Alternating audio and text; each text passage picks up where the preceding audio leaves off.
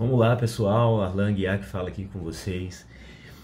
Índice glicêmico atrapalha na hora da gente escolher os alimentos? Vamos lá. Primeiro eu vou dar uma palhinha aqui para vocês do que seria o índice glicêmico, né? O índice glicêmico, pessoal, seria uma unidade que a gente medir quando a gente ingere um carboidrato. A capacidade desse carboidrato fazer a concentração da glicose no nosso sangue subir, tá? E não é agradável, não é saudável para o nosso corpo ter a glicose em concentrações altas na corrente sanguínea. A glicose em concentrações não adequadas na corrente sanguínea, quando elas estão para mais, elas acabam sendo tóxicas para os nossos vasos sanguíneos. Um diabético, ele tem um quadro de ser um inflamado crônico, porque ele é um diabético desregulado, tá? Porque a glicose dele fica muito alterada, fica em um valor acima quase sempre, que não está tomando a medicação correta.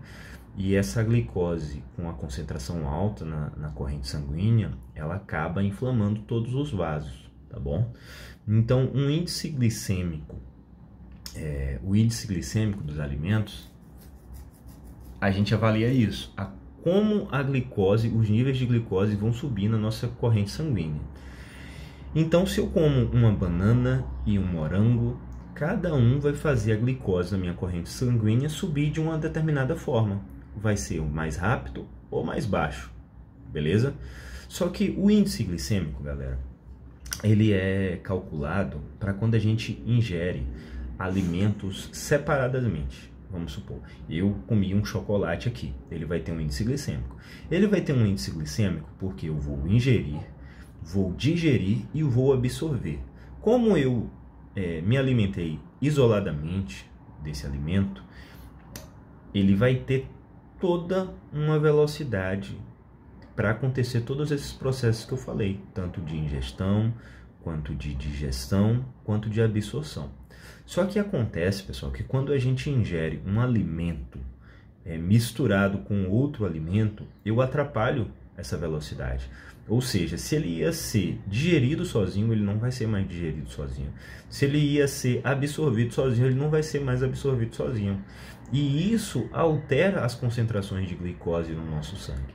A gente tinha um mito de que era muito importante a gente escolher batata doce ao invés de batata inglesa, porque batata doce era mais saudável.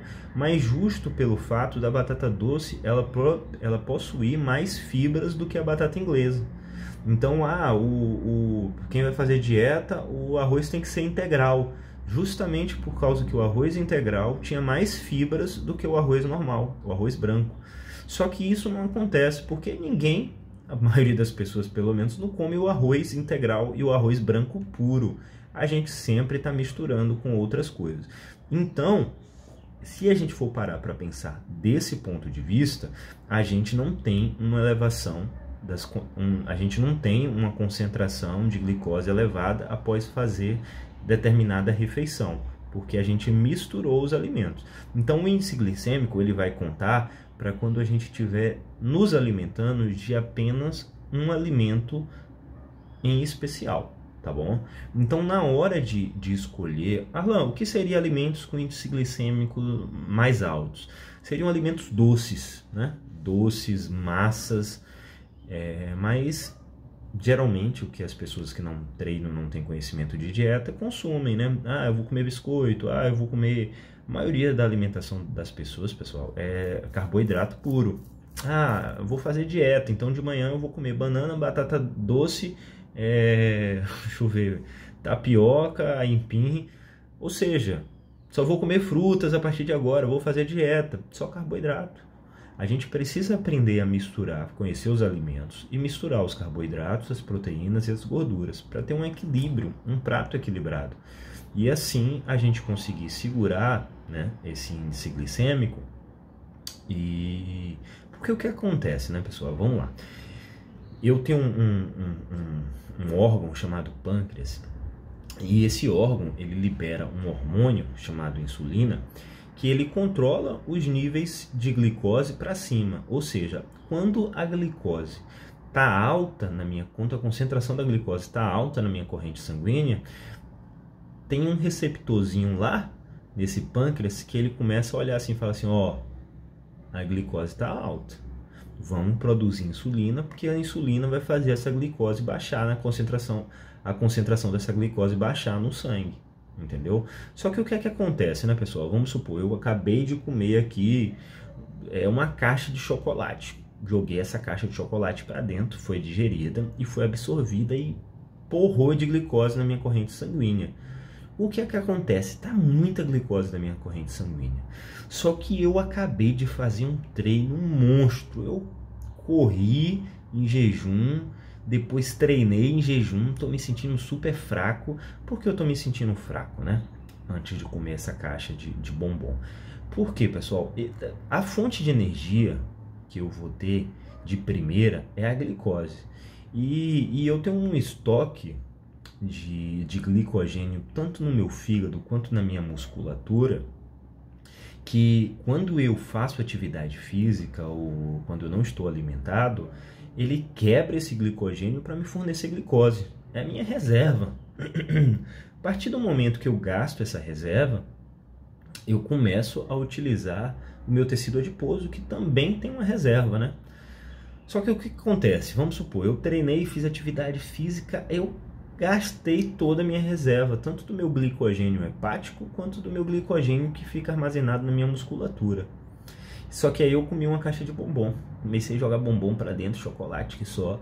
E essa glicose que estava muito alta, fez a minha insulina ser ativada, minha insulina vai para a corrente sanguínea e começa a estocar essa glicose. Primeiro nas fontes que estavam zeradas, primeiro na minha musculatura, no meu fígado. Depois que meus estoques estiverem cheios, tanto na musculatura quanto do fígado, ele começa a encher também o meu tecido adiposo, entendeu? Então, às vezes é bom a gente fazer um pico de insulina pós-treino para a gente estocar o que estava em déficit, né? Mas quando eu não fiz atividade física, tô com meus estoques lá cheios e eu faço essa mesma coisa de comer chocolate, de comer frutas, de comer alimentos ricos em carboidrato e tem esse pico de glicose na corrente sanguínea, o que é que vai acontecer? A insulina vai ser ativada e em vez de guardar glicogênio na musculatura e no fígado, vai tudo para o tecido adiposo. Então você aumenta seu estoque no tecido adiposo. Na hora de você escolher os alimentos, se você está fazendo uma dieta, né? E você quer escolher os alimentos, eu quero perder peso, Arlan. Geralmente, os alimentos que têm maior índice glicêmico, eles vão ter uma densidade calórica muito alta. Então, eu posso escolher o alimento que eu quiser, mas na hora da perda de peso, é mais interessante você escolher alimentos com uma densidade calórica baixa, porque vai ter maior volume. Você vai poder ingerir mais e vai ter um poder de saciedade maior. Eu fiz um videozinho passado, se vocês não assistiram, volta lá, assiste, que essa parte na hora de escolher os alimentos é bem legal. Até porque se você faz uma dieta para ganho de peso, você tem esse aval, né? Você pode escolher alimentos mais doces, alimentos com uma caloria maior, porque você quer aumentar a sua massa, né? Você quer ingerir mais calorias. Você não vai ficar comendo um prato de 500 gramas de batata doce por refeição. A batata doce tem pouca caloria. Então, se você escolhe a batata doce para ganho de peso, você vai ter que comer muito e você não vai aguentar comer. Então, você acaba escolhendo alimentos que tenham uma menor quantidade e mais calorias. Aí você vai conseguir, é a melhor fase da dieta, né? Você come coisas mais saborosas. Claro, sempre sabendo, tendo conhecimento de como se alimentar. Então, se gostou, dá um like aí, compartilha e assiste os outros vídeos se você não assistiu, tá bom? Espero que o conhecimento tenha ajudado. Tamo junto, Média Guiar sempre. Abraço, pessoal.